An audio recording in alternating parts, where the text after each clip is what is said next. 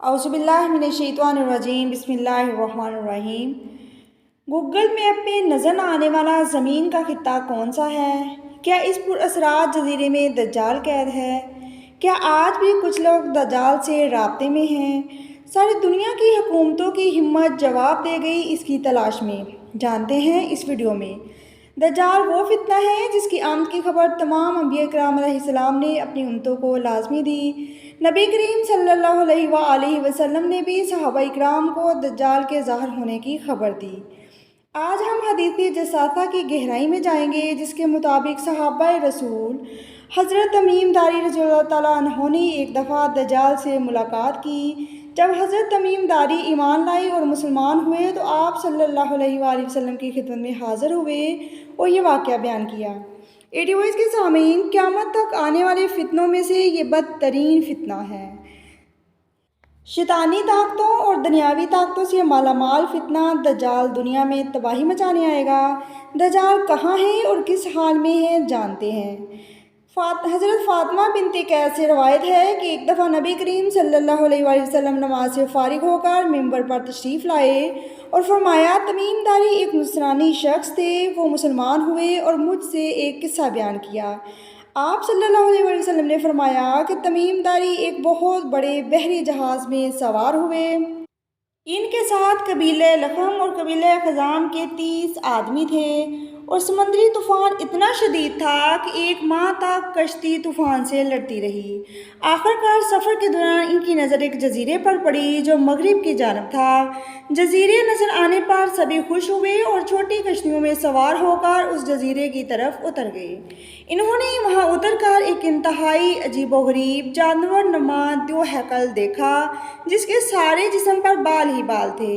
لوگوں نے اسے کہا، کم بخت، تو کون بلا ہے؟ وہ بولا، میں دجال کا جساسہ ہوں، اور اس گرجے میں چلو وہ جو تم سامنے دیکھ رہے ہو، وہاں تمہارا کوئی انتظار کر رہا ہے۔ ہم اسی گرجے کی طرف لپکے تو ایک بہت قوی جسامت کا شخص نظر آیا۔ اس سے قبل کبھی ہم نے ایسا کوئی شخص نہیں دیکھا تھا۔ اس کے ہاتھ گردن سے ملا کر اس کے پیر گھٹنوں سے لے کے ٹخنوں تک لوہے کی زنجیروں سے نہایت مضبوطی سے جکڑے ہوئے تھے۔ ہم نے اسے کہا، تیرا ناس ہو، تو کون ہے؟ وہ بولا، میرا پتہ لگ ہی گیا تم کو۔ چلو میں تم کو بتاتا ہوں، پہلے تم بتاؤ کہ تم کون لوگ ہو۔ انہوں نے کہا کہ ہم عرب کے باشندے ہیں، ایک بڑی کشتی میں سوار تھے۔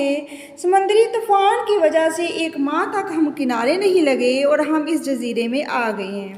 اس قوی جسامت والے نے کہا، بتاؤ، بسان کے کھجوروں میں پھل آتا ہے کہ نہیں آتا؟ ہم نے کہا، ہاں آتا ہے۔ اس نے کہا کہ وہ وقت قریب ہے جب پھل نہیں آئیں گے۔ پھر اس نے پوچھا، بحیرہ طبریہ کے بارے میں بتاؤ، اس میں پانی ہے کہ نہیں؟ ہم نے کہا، بہت پانی ہے۔ وہ بولا، وہ زمانہ قریب ہے کہ اس میں پانی نہیں رہے گا۔ پھر وہ بولا کہ زیغر کے چشمے کے متعلق بتاؤ، پانی ہے کہ نہیں؟ وہاں کے بستی والے اس پانی سے کھیتوں کو سیراب کرتے ہیں کہ نہیں؟ ہم نے کہا، بہت پانی ہے، لوگ کھیتوں کو سیراب کرتے ہیں۔ پھر بولا، نبی امی کا حال سناؤ۔ ہم نے کہا کہ وہ مکہ سے ہجرت کر کے مدینہ تشریف لے گئے ہیں۔ بولا، عرب کے لوگوں نے اس کے ساتھ کیسا سلوک کیا؟ کیا جنگ نہیں کی؟ ہم نے کہا، ہاں جنگ تو کی۔ بولا، نتیجہ بتاؤ۔ ہم نے کہا کہ وہ غالب آ چکے ہیں اور لوگوں نے عطیت قبول کی ہے۔ بولا، سن لو، عربوں کے حق میں یہی بہتر تھا کہ وہ عطیت کر لیتے۔ پھر بولا، میرے بارے میں سن لو کہ میں مسیح الدجال ہوں۔ وہ وقت دور نہیں جب مجھے یہاں سے نکلنے کا حکم مل جائے گا۔ میں باہر نکل کر 40 دن کے اندر اندر پوری دنیا گھوم لوں گا سوائے مکہ اور مدینہ کے، کیونکہ مجھے وہاں جانے کی اجازت نہیں۔ نبی کریم صلی اللہ علیہ وآلہ وسلم نے فرمایا کہ دجال نہ شام کے سمندر میں ہے نہ ہی یمن کے سمندر میں، بلکہ وہ مشرق میں ہے۔ آپ صلی اللہ علیہ وسلم نے مشرق کی طرف ہاتھ سے اشارہ کر کے فرمایا۔ حضرت تمیم داری اور ان کے ساتھیوں نے جس جزیرے پر دجال سے ملاقات کی، اس کا پتہ آج تک کسی کو نہ چل سکا۔ بحیرہ عرب میں موجود سکرا نامی پر اسرار جزیرہ دجال کا جزیرہ مانا جاتا ہے۔ ملک یمن کے جس حصے میں واقع یہ جزیرہ ہے، وہ ساحل سے 400 کلومیٹر دور ہے۔ اس جزیرے پر واقع درخت بہت عجیب و غریب ہیں، یہاں کے پرندے بھی بہت عجیب و غریب ہیں۔ ڈریگن بلیڈ ٹری درخت بھی اسی جزیرے میں واقع ہے، جس کے تنے سے خون جیسا عرق نکلتا ہے۔ ایک مشہور غار الہوک بھی اسی جزیرے میں واقع ہے۔ پہاڑ میں اتنا بڑا غار پورے مشرق وسطیٰ میں کہیں بھی موجود نہیں۔ حدیث مبارکہ سے ثابت ہوتا ہے کہ دجال کا خروج مشرق وسطیٰ سے ہوگا، اسی بنا پر اس جزیرے کو دجال کا جزیرہ کہا جاتا ہے، جبکہ کچھ لوگ بحری اوقیانوس کو دجال کا جزیرہ کہتے ہیں۔ اس کے ٹرائی اینگل علاقہ میں کمپاس کام کرنا چھوڑ دیتا ہے۔ آپ نے بہت سے قصے سنے ہوں گے کہ وہاں جانے والے جہاز اور کشتیاں غائب ہو جاتے ہیں۔ برمودا ٹرائی اینگل میں جنوں بھوتوں کے واقعات رونما ہوتے رہتے ہیں۔ برمودا ایک تکون نما علاقہ ہے جس میں 300 سے زیادہ غیر آباد اور سنسان جزیرے ہیں۔